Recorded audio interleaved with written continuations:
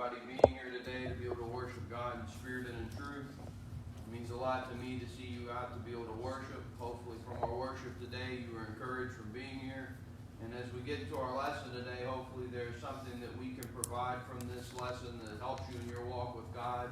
Or if you have not started your walk with God, we'll encourage you to take that necessary step to ensure that we can have that home in heaven if we continue to do His will. We're in the middle of our yearly theme, Focused, Ready, and Unified, and we're almost to the point where we're wrapping up our first word we've been looking at throughout the last few months on being focused. This sermon really will piggyback off of what we talked about last week, where we talked about seeing others as God sees them. And throughout that lesson, we tried to go through and look at the scriptures and see how God views each and every one of us, about how important we are to God. So if we're important to God, we should also be important to one another.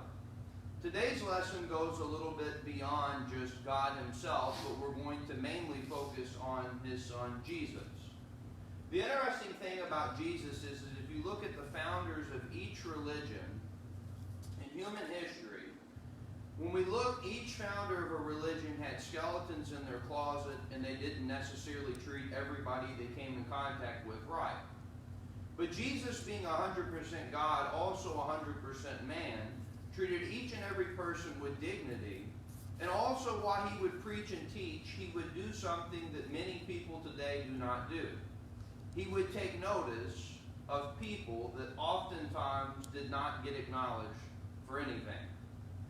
Today we're going to talk about focusing on others like Jesus. And that might be a challenge, hopefully it will be for each and every one of us today. Because I don't focus on others like Jesus very often. And if we're honest, many of us probably don't. Jesus had this knack, even though He was also the busiest person to ever live, that had the most to accomplish of anyone to ever live on this earth. He did small things towards people that the Pharisees wanted nothing to do with. And throughout this lesson today, we're going to look at a few things that oftentimes we overlook. We think, well, I need to know everything. That's how I can focus on others. I need to preach to them. That's how I can focus on others.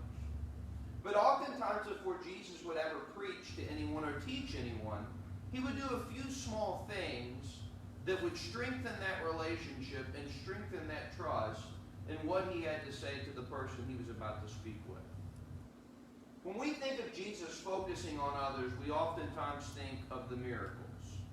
We think of the signs and wonders of Him healing someone that was sick or raising Lazarus from the dead. And that's what we say, well, that was Jesus focusing on people. But throughout this lesson, we're going to see some small instances of Jesus doing something that any of us can do that would make the world of a difference for the person that it was done towards. In 1 John chapter 4, verse 8, it says, He who does not love does not know God, for God is love. Jesus' focus entirely in His life was to extend the love of God to each and every person He came in contact with. And the same thing we talked about last week continues this week. If we don't love, we don't know God. And if we don't focus on our neighbor, we don't know God either. For God is love, and also God is a God of focus. He is focused on His creation, so much so He put a plan in place from the beginning of time to save us from our sins. Many people want to point out Jesus walking on water, or Jesus raising Lazarus from the dead. But one of the stories to me that shows Jesus' humanity better than any story is over in Luke chapter 13, where Jesus will heal a woman with an infirmity. This woman was not just someone that had a cold or a sickness. This wasn't a condition that had just developed in the immediate time that Jesus was in town. As we're going to read, this woman was sick for 18 years. No doubt she went to doctors. No doubt she had went to anyone she could possibly go to, and they were unable to help her. But Jesus is busy. He has a lot of things going on. The crowds, the multitudes, they're following Him around. The Pharisees are trying to trap Him. He's busy, and He has a lot of things to be worried about. But this story, Jesus does something that many today would not do. When you look at verses 10 through 13 to give us our context for this morning, it says, "Now he was teaching in one of the synagogues on the Sabbath. And behold, there was a woman who had a spirit of infirmity 18 years, and was bent over and could in no way raise herself up. But when Jesus saw her, he called her to him and said to her, 'Woman, you are loosed from your infirmity.' And he laid his hands on her, and immediately she was made straight and glorified God." I wonder how many people walked by this woman in the 18 years she was sick and unable to move. She was bent over, she was hunched over, and she couldn't even raise herself up. How many people walked by her on a daily basis and said, "That's the woman that can't get up. That's the woman that's sick. She can't even get herself up." Or to the point where you see someone so often and you know of their condition, what they're going through, it just becomes normal and then you don't even pay any attention to it at all. Jesus could have honed in on his message in the synagogue on the Sabbath. He could have honed in on the crowds and went about looking at the Pharisees and poking and prodding at them and the scribes. But it's interesting that in this moment, as busy as Jesus was, he would see the woman that no one else saw. He focused on people. And you and I are commanded to do the same. The first step to focusing on others like Jesus is to, number one, look around. We say, "Well, I don't have anyone to teach. I don't have anybody to invite to church. I don't have anybody to have a Bible study with." But the thing is, oftentimes we're not looking. We just expect people to come to us, to walk to us, to ask us the question, and then we'll teach them. But the thing about Jesus was, oftentimes Jesus didn't go and seek people out at times. People would come to Jesus. But there were times that Jesus would make the initial move of contact, and he would go to the person. It's amazing. Some of these verses, what we just read, you might have read that story before and you kind of just gloss over it. Okay, he heals this woman that's been sick for 18 years. He's God. He can do these things. Obviously, we see all these other miracles throughout. Maybe this one doesn't impress you as much. But Jesus does something that, to me, catches my eye. And he was known for doing things exactly like he does in this story. This isn't an isolated occurrence. He did something so powerful that's so simple, he simply just saw. He's preaching in the synagogue. He's teaching the people. He's doing his Father's work. But in the middle of preaching, in the middle of teaching, in the middle of his ministry, look at the beginning of verse 12. "But when Jesus saw her." How many people saw this woman on a daily basis? I don't know the exact number, but if we're being honest, you think of the multitudes following Jesus around, there were probably 1,000 eyes or more that saw her in this moment. How many people saw this woman on a daily basis? And they were the same people made in the same God's image that had the same common problem of sin, and they didn't even pay a bit of attention to her.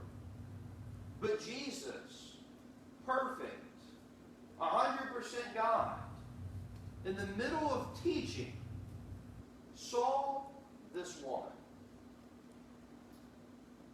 You don't maybe appreciate someone seeing your need until you are the person that's in need.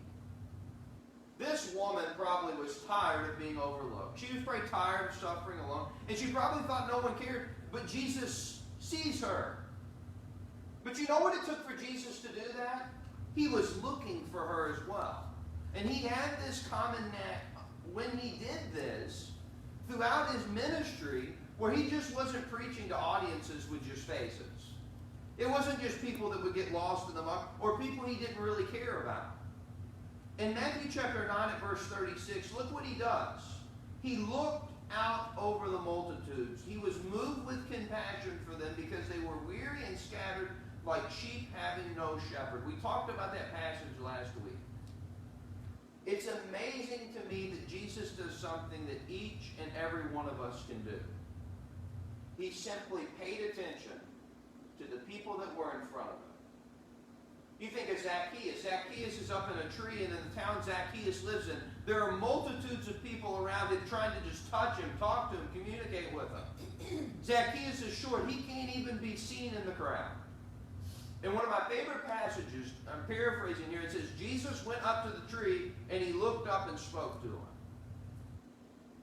All of these people you could talk to, Jesus, but you made time for Zacchaeus, he makes time for this woman, and he also makes time for not just one person, but thousands of people. I can't imagine how busy Jesus was. He had a lot to accomplish in a 3-year period of his ministry. There were places he needed to be, prophecies he needed to fulfill, things that needed to be done. But if Jesus could stop and look and see people in need, I see no reason at all that I can't do the same. But we live in the microwave society. We live in the society where we're always on the move. We're always on the go. We always got something to do. You get off from work. You got something to do after that. You go to church. You got something to do after that. We've always got something to do.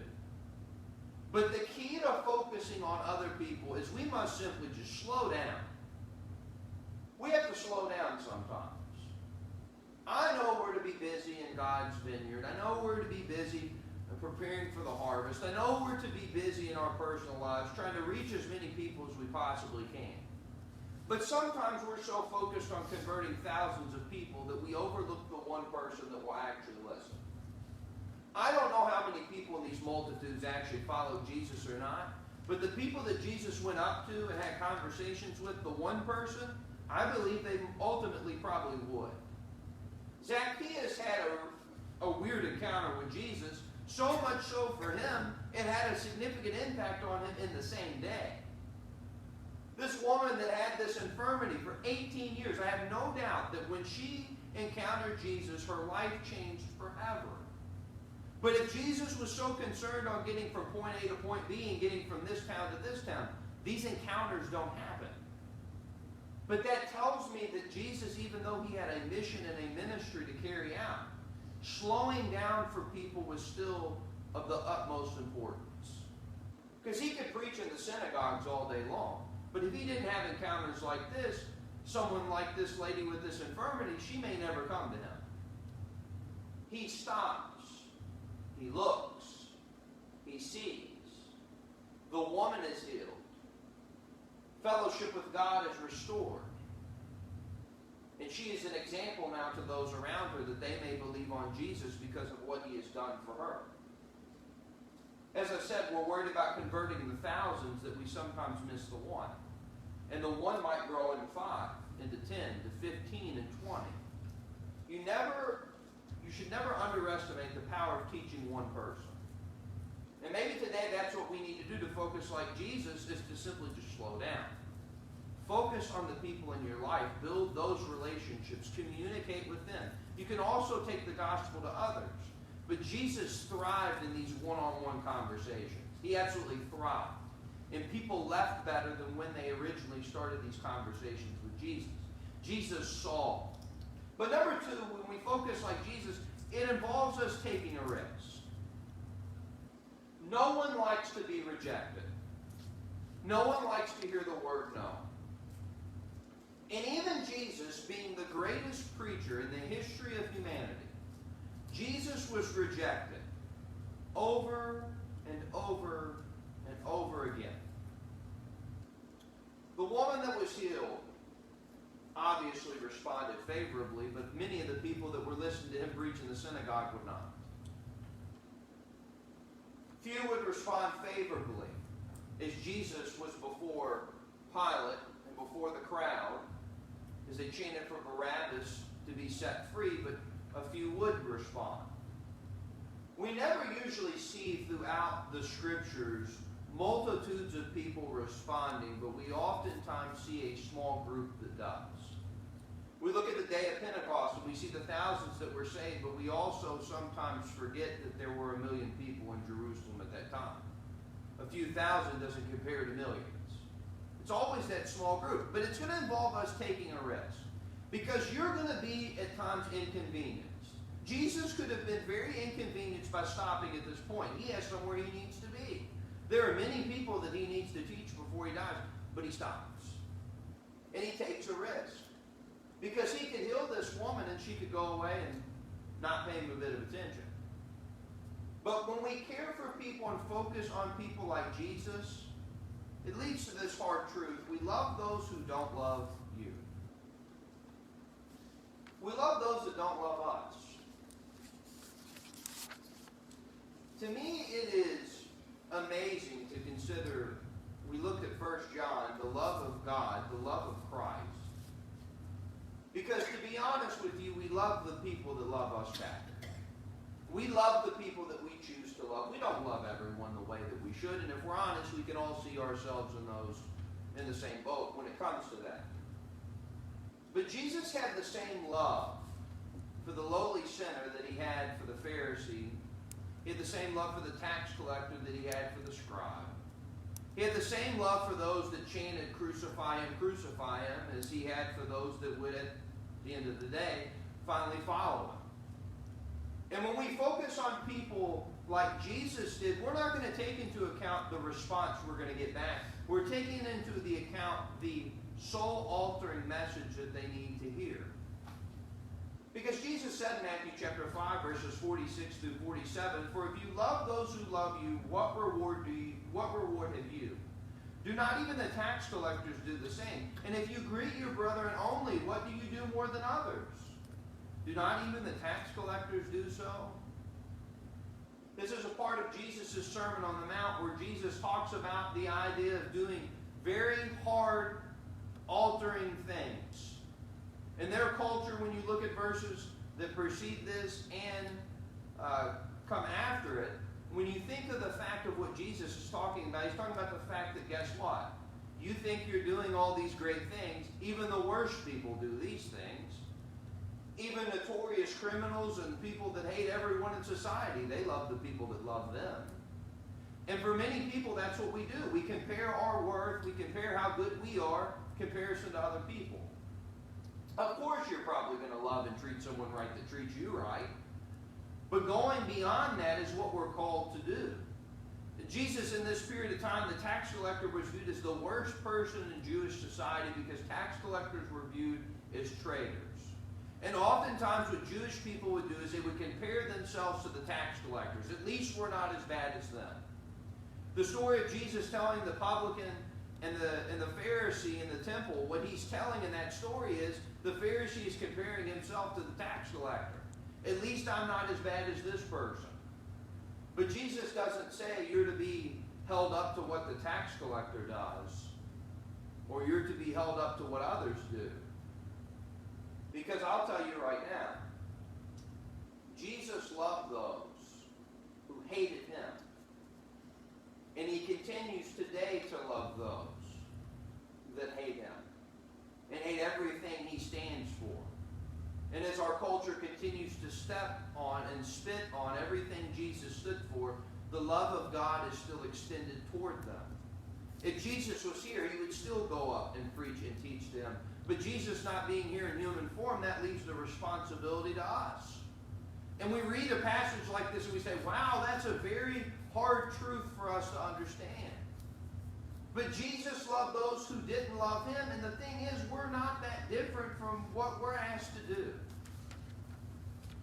The hardest thing you will do in life is love and respect someone that hates you.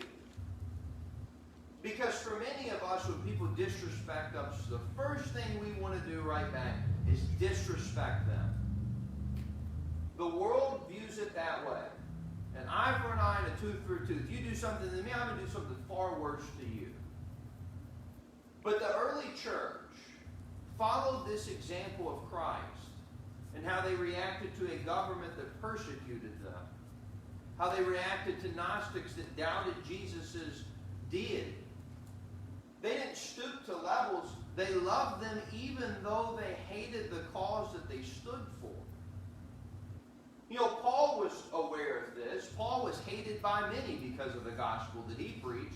He was hated by former friends, and no doubt probably even his own family turned their backs on him after he made the change to follow Christ. But in 2 Corinthians chapter 5, verses 14 through 15, Paul says, "For the love of Christ compels us, because we judge thus, that if one died for all, then all died. And he died for all, that those who live should live no longer for themselves, but for him who died for them and rose again." How do I teach to people that hate me? How do I focus on individuals that want nothing but the worst for me? Well, the thing is, we do it based off of how we feel and based off how we're taught to feel, instead of allowing the beginning of verse 14 to do its job for us. The love of Christ compels us. You will never truly view others the way God views them, and you will never focus on others the way that Jesus did until verse 14 becomes your lifeline. We do everything we do because God's love, the love of Christ, compels us to do so. Why do we follow the commandments that God has left? Because of the love of Christ. It's what's encouraged us to do so. How do we focus on individuals that hate us and despise us? The same way that Jesus, as his beard was grabbed and he was punched in the face and beat and ridiculed, stood there and didn't even defend himself because that's how much he loved those that were doing it. Jesus went to the cross because he was compelled by the love of God. And he has left an example for us that we look at Jesus and we say, wait a minute, that compels me to do this. The difference between Jesus and every other founder of every religion in human history is Jesus asked you to do only what he has done, while founders of every other religion asked you to do stuff that they weren't willing to do. No founder of any religion in human existence would be willing to go and die for their followers. In fact, usually they ask their followers to die for them. But that's what God's love does. One died for all, then all have died, and he died for all.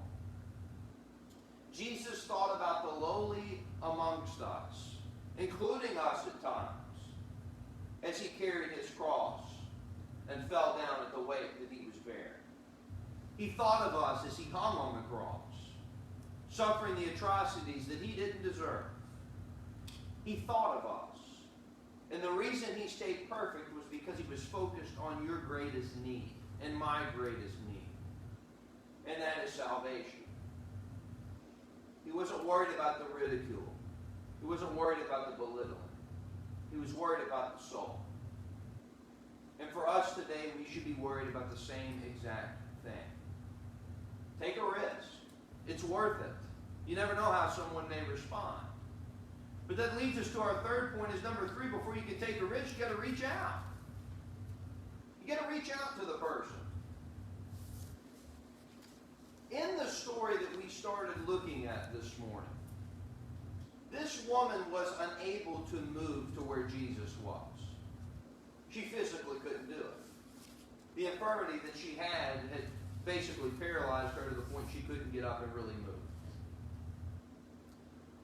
So she can't make the effort to get to Jesus. But Jesus makes the effort to go to her.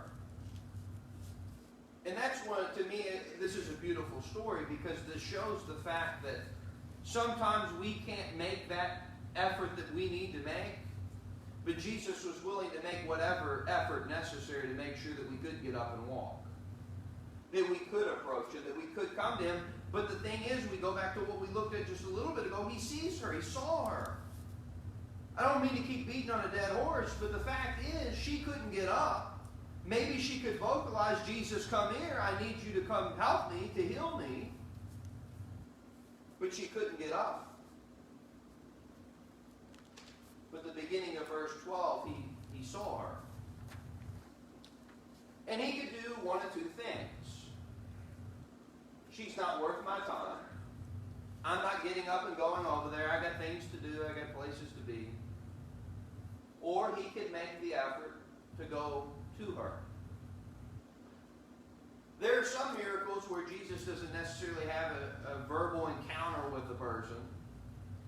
But then there are miracles where Jesus and the person have a conversation, and then Jesus heals the person based off of their faith. But it's amazing to me that I wonder how many people walk by her on a daily basis with their nose up and said, she probably did something that she deserved this.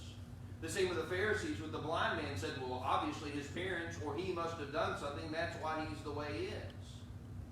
How many people walked by and just ignored that she was there?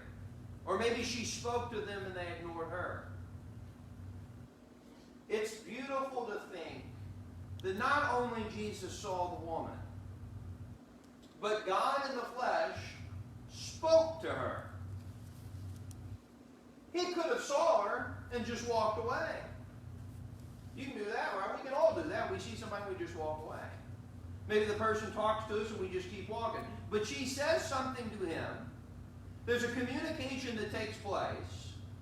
And look what he does at the end of verse 12. He called her to him and said to her, come here. Come to me. You're going to have to imagine what the woman's thinking. I can't get there. Don't you see I can't get up and come to you? We don't necessarily read the psychology going through her head, but you have to wonder what's going through her mind at this moment. This man is preaching, he's teaching in the synagogue, and all of a sudden, after all these people have ignored that you're there, and no one's been able to help you, this man that you know works miracles speaks to you. He says to her, one thing that in our culture is a big thing, and in their culture was a big thing as well, it's not only words of affirmation or acknowledging that someone exists. Jesus goes even beyond that. For many of us, when we feel distressed or upset, a hug oftentimes is the thing that we look for. Now, many in their culture could have looked at this woman and said, something's wrong with her. She can't walk. I'm not going to touch her. She may have a disease. She may have a chronic illness that I might catch. Jesus is preaching. He sees her. He speaks to her. And then what does he do? He touches her. He touches her. Come to me, Jesus says. He speaks to her. And then at the beginning of verse 13, and he laid his hands on her.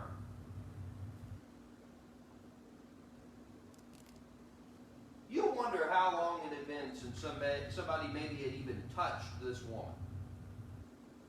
Pat on the back, handshake, whatever it may be in their customs or culture, a hug, whatever it is. Because people might have thought something's wrong with her, it's contagious, I'm going to get it. We're not even going to touch her. Jesus just doesn't look at her and say, oh, there she is. He just doesn't speak to her and have a casual conversation. Come to me, I want to help you. And he lays his hands on her. You can just imagine for just a moment the feeling that this woman had. To feel like you're forgotten. To feel like no one cares about the burden you've been carrying. And to feel like you're helpless and no one's ever going to help you. But this man sees you. He speaks to you. He's going to heal you. Jesus embodied Ephesians chapter 4, verse 32. It says, and be kind to one another, tenderhearted, forgiving one another, even as God in Christ forgave you. Jesus didn't preach a powerful sermon to this woman. He didn't preach at her and preach hard at her, and that's when she became soft-hearted to the gospel. He did some very easy and common things that each and every one of us can do. We need to see people. We need to speak to people. We need to comfort people, because the thing is, Jesus wasn't hard-hearted towards her. His heart was soft towards her. He wanted to help. He wanted to do something nice for her. He wanted to take away this infirmity that she had suffered with for 18 years. But ultimately, it just wasn't about the physical healing her. The purpose of what he was there for was to cleanse her, was to offer forgiveness towards her the same way forgiveness is offered towards us. Oftentimes, Jesus' message just didn't have to do with the physical. He would use these miracles to bring a spiritual point about that this person would begin to understand the forgiveness that was coming their way. the opportunity to live free from their sins. But this story teaches us that Jesus was kind. He was tenderhearted. He was forgiving towards one another. And the end of verse 32 says, even as God in Christ forgave you, this is a command for us. Once again, this goes back to the point that Jesus doesn't ask you to do anything he wasn't willing to do himself. The same compassion that Jesus extended towards the woman is the same compassion we should extend towards others. The same focus that Jesus extended towards her is the same focus we should extend. And being welcoming and warm and kind and tender-hearted should be extended towards all that we come in contact with. But this is the Jesus that many in the world discuss. This kind, loving Jesus that would want nothing bad to ever happen to us. This Jesus that would never rebuke or correct us. But the thing is, you think of Jesus doing these good deeds, you would think, who would have a problem with this? Who would have a problem with this man healing this woman? Who would have a problem with him raising Lazarus from the dead? Who would have a problem with him raising Jairus' daughter? Who would have a problem with this person that is doing all these good deeds for all these people? But time after time again,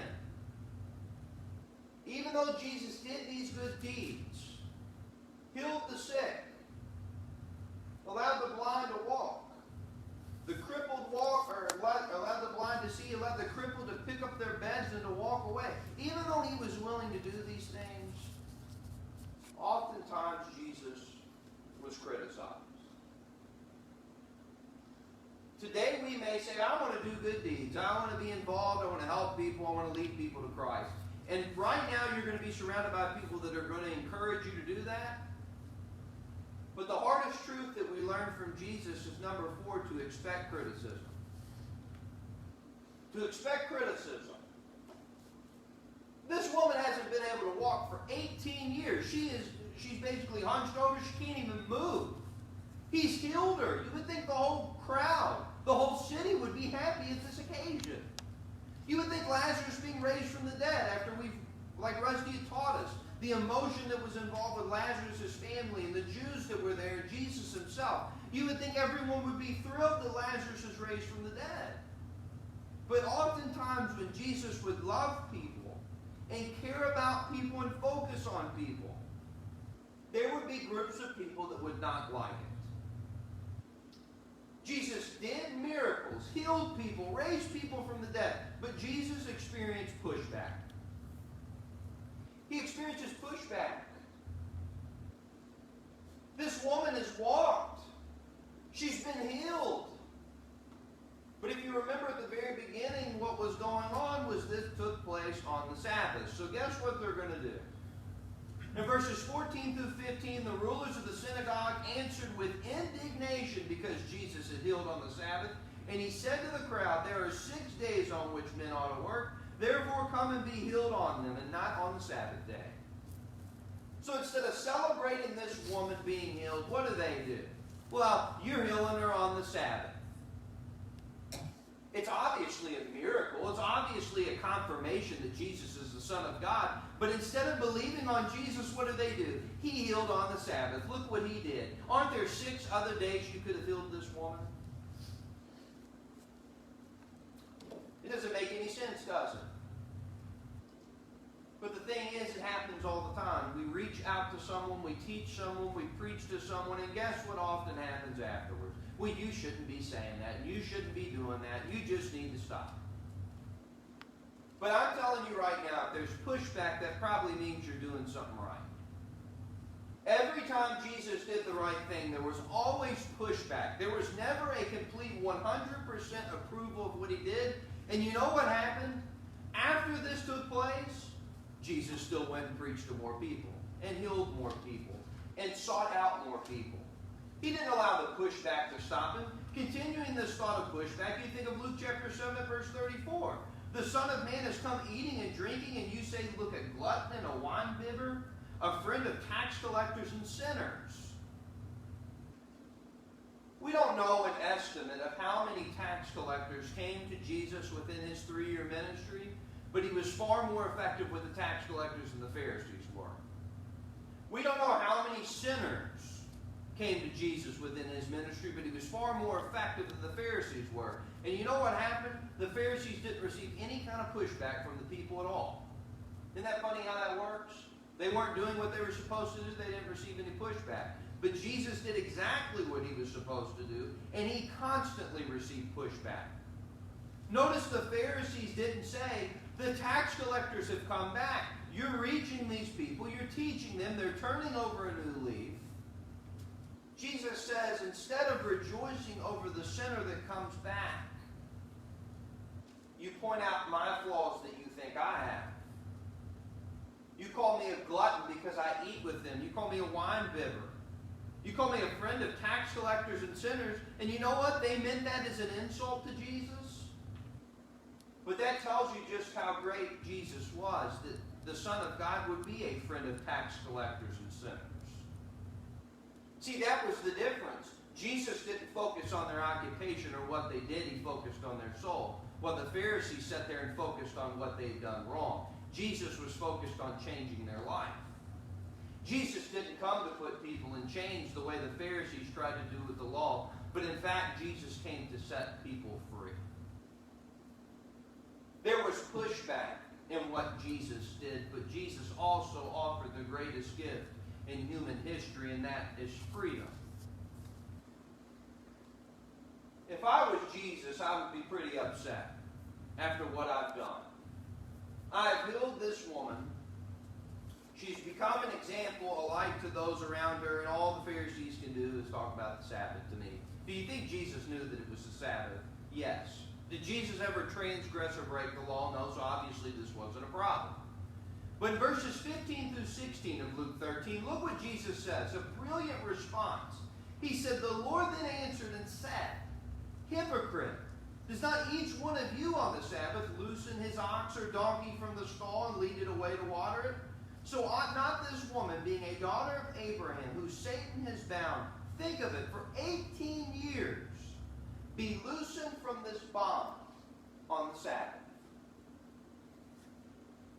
A troubling truth in this is the people in the crowd were more concerned about their ox and their donkey than the woman that was sick. Imagine that just for a moment. They were more concerned about an animal's needs than this woman that had been sick for 18 years. But I don't think Jesus doesn't focus on verse 16 and say, she's been loosened from her physical infirmity. I want you to focus on what he says. She has been loosened from this bond on the Sabbath. When you go up, Satan has bound. Not only was she loosened from her physical sickness, on that day she was loosened from her spiritual sickness. And the people did not understand that, but that's what Jesus came to do. He didn't come to make their bodies permanently able to sustain life forever. Jesus came to heal the soul. He came to strengthen the soul, to purify the soul. And those around him could not understand this, so there's pushback. But verse 16 is a good thing for us to think about today. It's not about the physical. It's removing the spiritual penalty that we're all due if we don't come to Christ. Jesus' primary focus, and our focus as well, should be to help set people free from sin.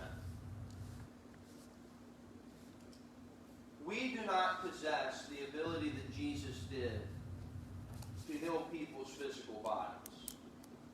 If you're sick, you can't come to me. I can't lay my hands on you and take away the illness that you feel, even though I wish we could do that. I wish we had the ability to do that because I hate seeing people suffer.